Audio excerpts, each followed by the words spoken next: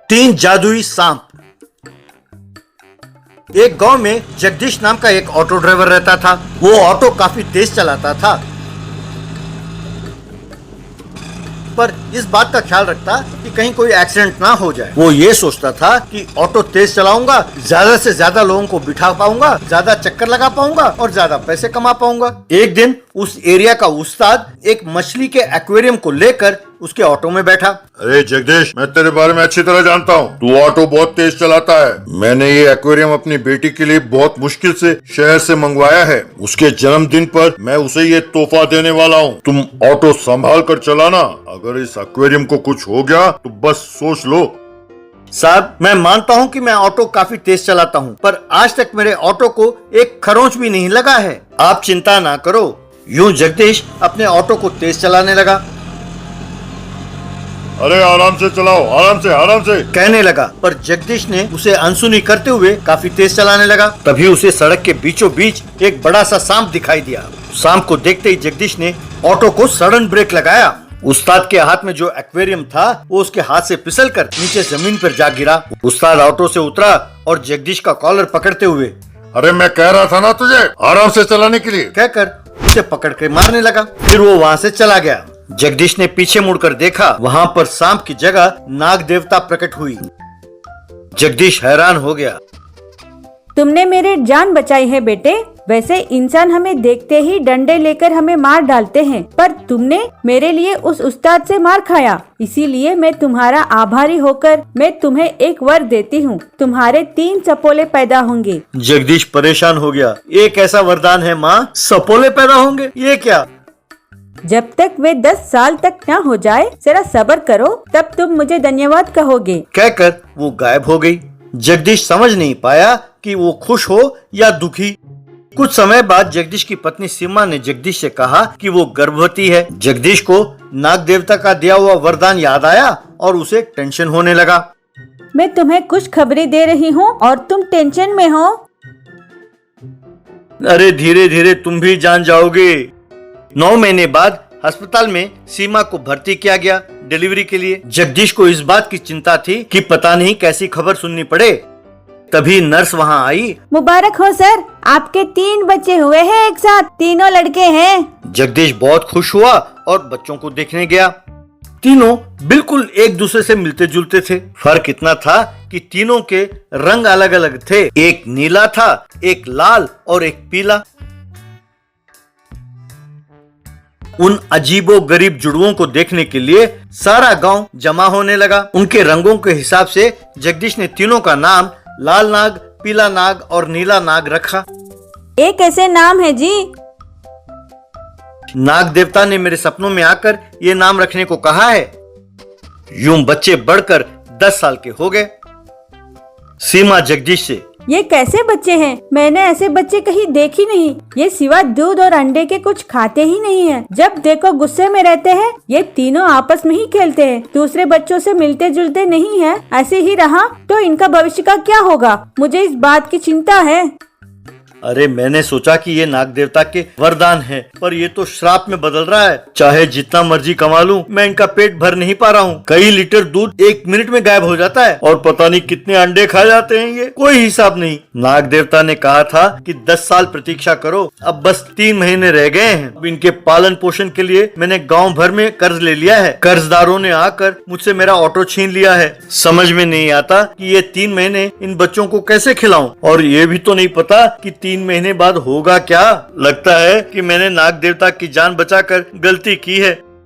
वे तीनों बच्चे गांव वालों के घर छुप छुप कर जाते और चोरी से दूध पीते थे और अंडे खा जाते थे। वे सब सीमा के पास आते और, देखो सीमा, तू अपने बच्चों को संभाल कर रखो। पता नहीं कब आते हैं और कैसे हमारे घर के दूध और अंडे 1 मिनट में गायब हो जाते हैं। वे जब देखो हमारे बच्चों से झगड़ते रहते हैं। अगर ऐसा ही रहा तो हम चुप नहीं बैठेंगे। कह देते हैं हाँ, अपने बच्चों को घर से बाहर ना भेजो। सीमा समझ नहीं पाई कि वो क्या करे। यूं 3 महीने बीत गए। एक दिन एक आदमी ढिंडोरा पीटता हुआ जा रहा था। सुनो सुनो सुनो, गाँव वालों को सूचित किया जाता है कि आने वाले पूनम की रात को सब शिवालय में एकत्रित हों। सुनो सुनो सुनो। पूर्णमासी को सब शिवालय में एकत्रित हुए। तब गांव का सरपंच गांव वालों को मुखातिब करते हुए, प्यारे गांव वालों, पिछले 3 सालों से हमारे गांव में ठीक से बारिश नहीं हो रही है। इसकी वजह से हमारी सारी फसलें सूख गई हैं। हमारे गांव में हर एक ने कर्ज कर रखा है। अगर हम एक रिजर्वायर बना लें तो हमें पानी की परेशानी नहीं होगी। सरकार से हमने कई बार गुजारिश की है और कई खत लिखे, पर सरकार से कोई जवाब नहीं मिला। इसीलिए हमें शहर जाकर मजदूरी करके पैसे कमाने होंगे और उन पैसों से खुद ही रिजर्वायर बनाना होगा, नहीं तो हमेशा के लिए हमें गांव छोड़कर जाना होगा। तब सब ने ठीक है कहकर हामी भर दी। तभी आसमान में चांद निकला। जगदीश के तीनों बच्चे सांप में बदल गए।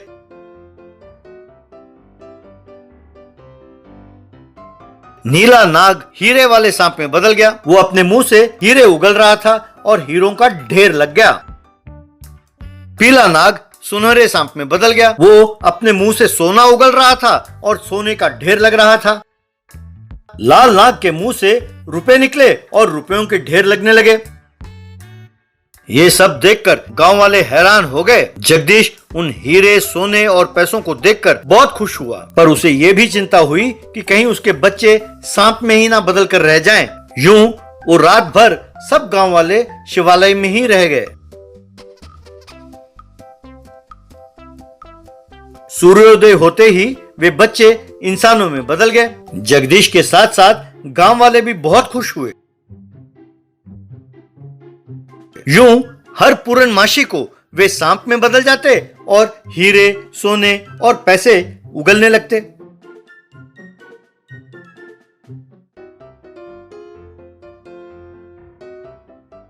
फिर सूर्योदय होते ही वे बच्चों में बदल जाते। उन बच्चों से मिले हुए पैसों से गांव वालों ने एक रिजर्वायर बनाया। गांव की सारी समस्याओं को दूर किया। गांव वालों ने उन बच्चों को देवता मानकर उनकी पूजा करने लगे। चाहे वो जितना मर्जी शरारत करते, कोई उनसे नाराज नहीं होता था।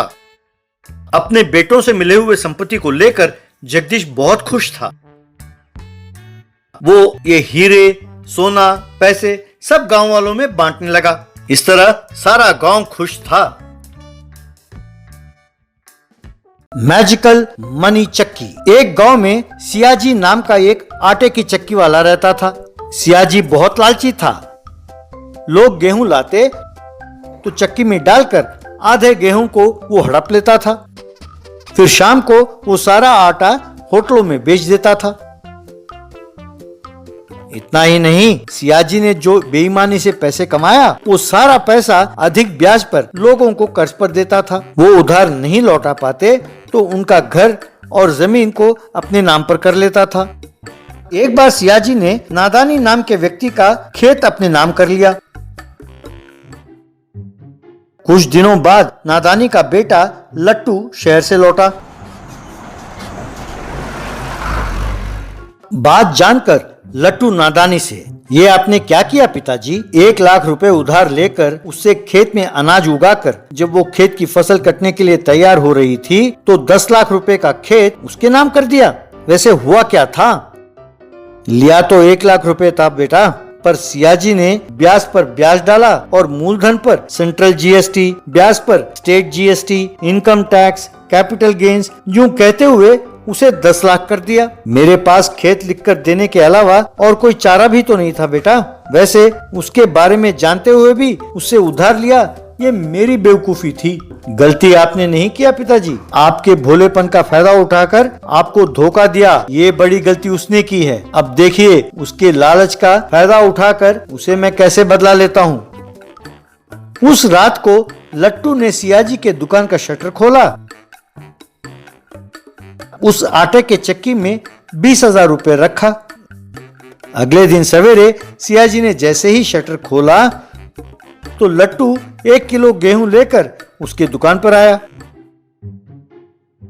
सर, ये गेहूं लेकर उस चक्की में डालें, पर उस चक्की से जो भी बाहर आएगा वो सब मेरा है, पहले ही बता देता हूँ। उसमें से जो भी आए वो मेरा है, चाहे तो मैं आपको 1000 रुपए दूंगा। अरे कितने बार बोलोगे? चक्की से बाहर क्या निकलेगा? आटा ही ना। ऊपर से तुम 1000 रुपए दे रहे हो, लगता है कि तुमने पहले कभी आटा नहीं पिसवाया है। ठीक है, उसमें से जो भी निकले वो तुम्हारा, ठीक है? खुश? वो गेहूं देना, कहकर गेहूं को चक्की में डाला। बस उसमें से रुपए गिरने लगे। सिया जी ये देखकर दंग रह गया।